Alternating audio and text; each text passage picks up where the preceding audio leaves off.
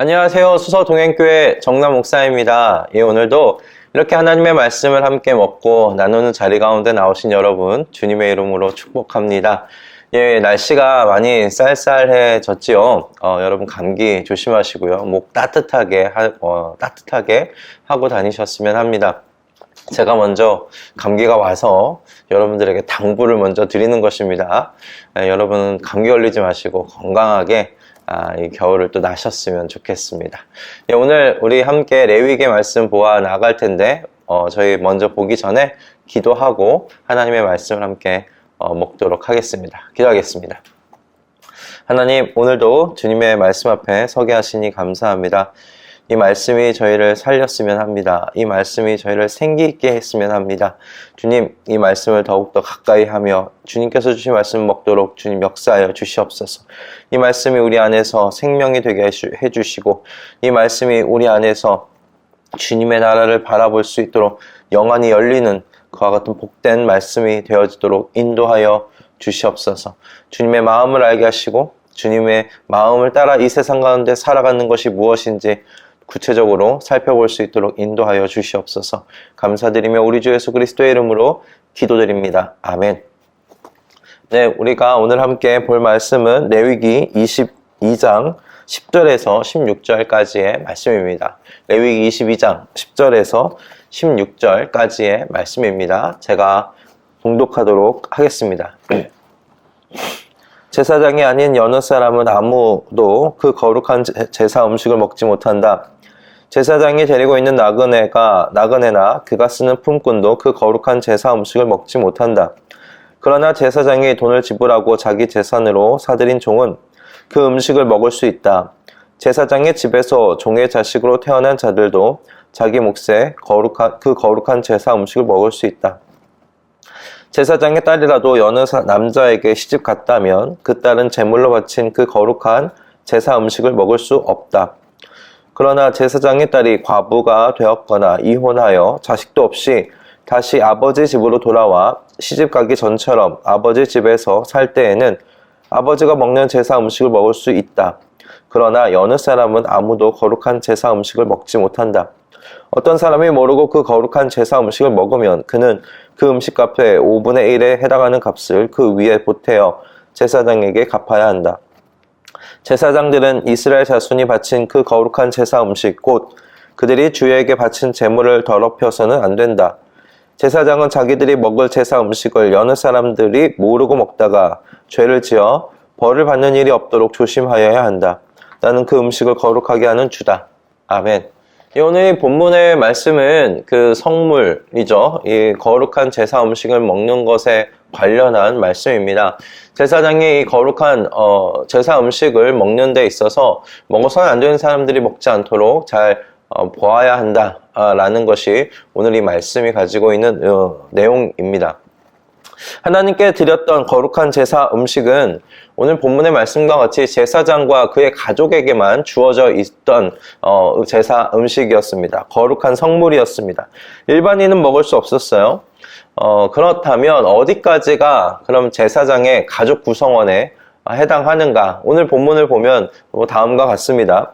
나그네와 품꾼은 제사장의 그 가족에 들어가지 않지요. 제사장과 관계는 있지만 제사장이 지속적으로 책임을 두는 사람들은 아니었기 때문에 그렇습니다. 그러므로 나그네와 품꾼은 거룩한 제사 음식 먹을 수 없었습니다. 출가한 딸도 마찬가지였어요. 딸이 출가하면 더 이상 아버지인 제사장의 책임하에 있지 않고 남편의 책임하에 이제 들어가기 때문에 출가한 딸은 거룩한 제사 음식 먹을 수 없었습니다. 그런데 참 이게 재미있는 것이 오늘 본문에 좀 기록되어 있었습니다. 거룩한 제사 음식을 먹을 수 있는 사람들 중에 또 누가 포함되느냐? 종들이 포함됩니다. 종들이 포함되는 것을 보게 돼요. 이 종들은 다 이스라엘 사람들 아닙니다. 이 종들에게는 이방인들도 섞여 있었습니다. 그들은 혈통적으로 이스라엘 사람들이 아니었어요.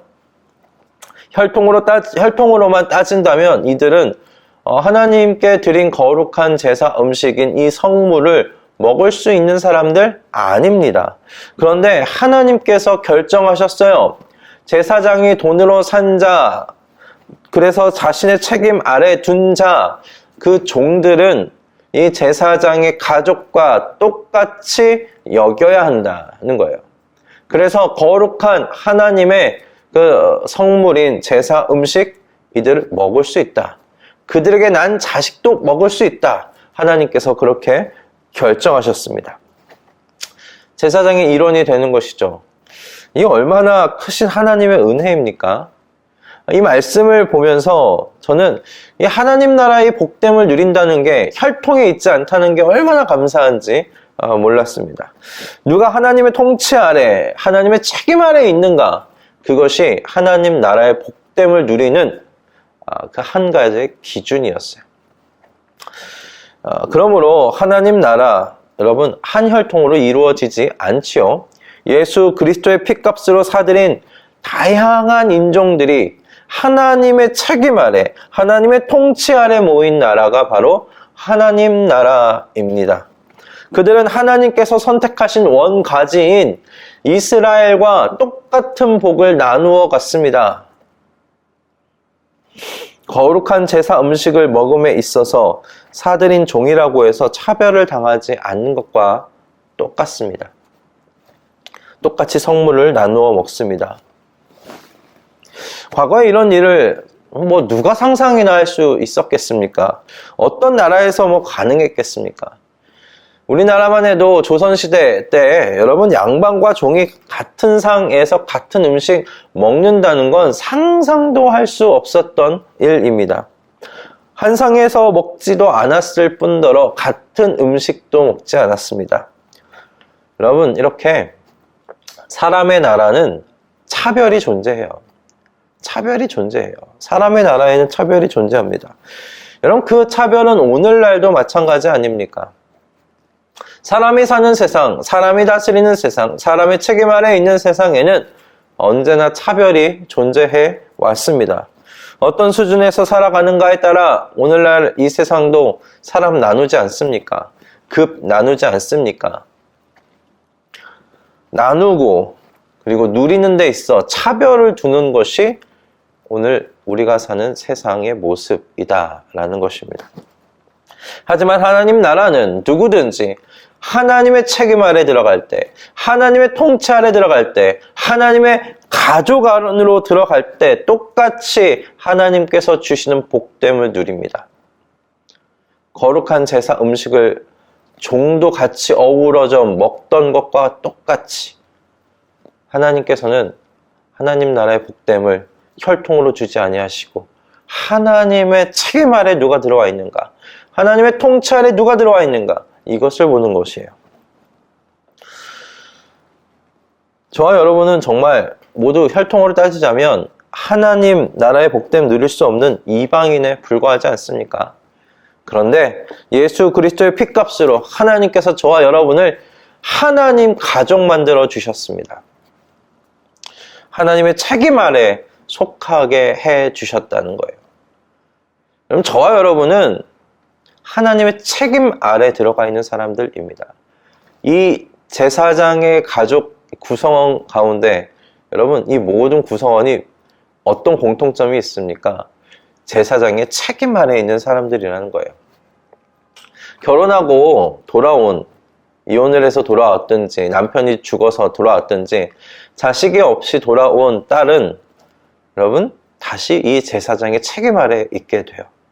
제사장의 책임 아래 있게 된 이 딸은 그때부터 다시 하나님의 거룩한 제사 음식을 먹을 수 있습니다. 공통점은 제사장의 책임 아래 있는 누가 있는가예요. 저는 오늘 말씀을 보면서 저와 같은 이방인도 하나님 나라 가족 되게 해주신 하나님이 너무 감사했습니다.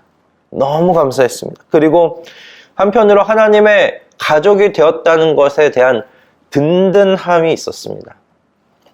거룩한 제사 음식을 먹는 것이 허용된 사람들 모두가 다 제사장의 책임 아래 있었던 사람들 아닙니까?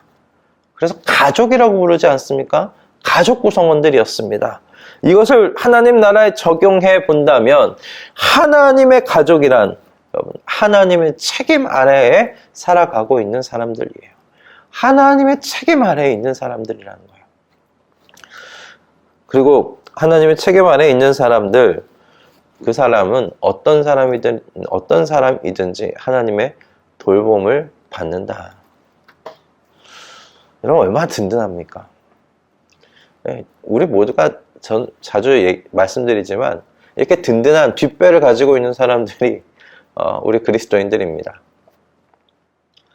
전능하신 하나님이라는 뒷배, 천지를 창조하신 하나님이라는 뒷배, 그분이 내 아버지시라는 뒷배입니다. 물론 신약에서 구약의 이해를 넘어서 이방인들 또한 예수님을 맞아들인 사람들은 무엇이라고 이야기합니까? 하나님의 자녀가 되었다고 이야기합니다. 하나님의 자녀가 되는 특권을 받았다고 이야기를 합니다. 하나님에게서 난 자라는 것이죠. 하나님께서 예수님을 주로 시인하고 맞아들인 모든 사람들의 아버지가 되어주시는 거예요. 그래서 이스라엘과 이방인을 구분하지 아니하시고 그 모든 사람들이 다 하늘에 계신 하나님을 우리 아버지라고 부르는 건 아닙니까? 내 아버지라고 부를 뿐만 아니라 우리 아버지라고 부르는 것을 우리는 주님께서 가르쳐 주신 기도 안에서 발견하게 됩니다. 이 일이 얼마나 감사하고 또 얼마나 여러분 든든한 일입니까? 그러니 여러분 이와 같은 은혜를 받은 우리도 이 땅에서 이미 임한 하나님의 나라, 그 나라를 차별하지 않는 우리의 모습을 통해 보여주었으면 합니다. 우리의 모습, 여러분 저와 여러분이 차별받지 않았습니다. 하나님 나라 안에서 한 가족으로서 우리는 차별받지 않았습니다. 인종으로 차별받지 않습니다. 혈통으로 차별받지 않습니다. 학연과 지연으로 차별받지 않습니다.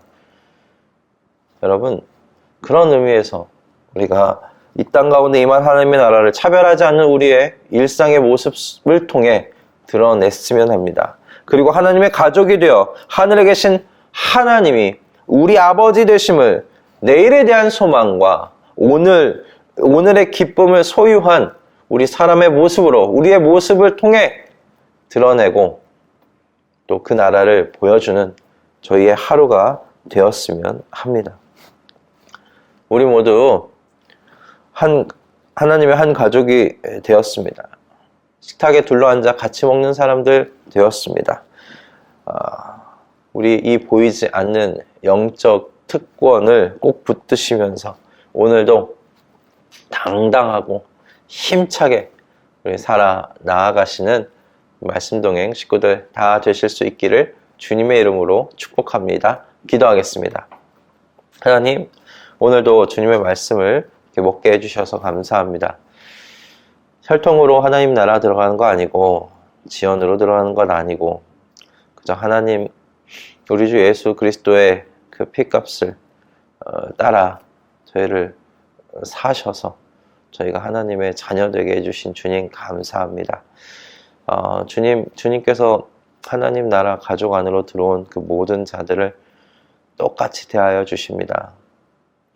이스라엘 사람들이나 이방인인 우리나 똑같이 우리 주님과 함께 상속자로서 하나님 나라 안에 서 있습니다. 이와 같은 은혜 주신 주님으로 인해 주님 저희가 기뻐합니다. 이 기쁨이 우리의 오늘의 삶 속에서 드러나고 나타날 수 있도록 주님 역사하여 주시옵소서. 또한 저희가 주님 안에서 받은 이 은혜를 따라 오늘도 이 은혜를 세상 가운데 베풀면서 살아가는 우리 모든 식구들 다 되도록 인도하여 주시옵소서. 주님의 나라 안에서 차별받지 않았으니 우리도 이 땅에서 산자들의 이 땅 위에서 우리도 차별하지 않으며 똑같이 대하며 이렇게 주님의 주신 은혜를 나누며 사는 우리 모두가 되게 하여 주시옵소서. 감사드리며 우리 주 예수 그리스도의 이름으로 기도드립니다. 아멘. 네, 오늘도 주님께서 귀한 말씀 허락하여 주셨는데 이 말씀이 우리의 삶 속에 그대로 실천되고 나타나질 수 있기를 바랍니다. 여러분 오늘 하루 주님 안에서 승리하시고요. 그리고 내일 또 아침에 이 자리 가운데서 우리 또 레위기의 말씀으로 만나도록 하겠습니다. 여러분 사랑하고 축복합니다. 내일 뵙겠습니다.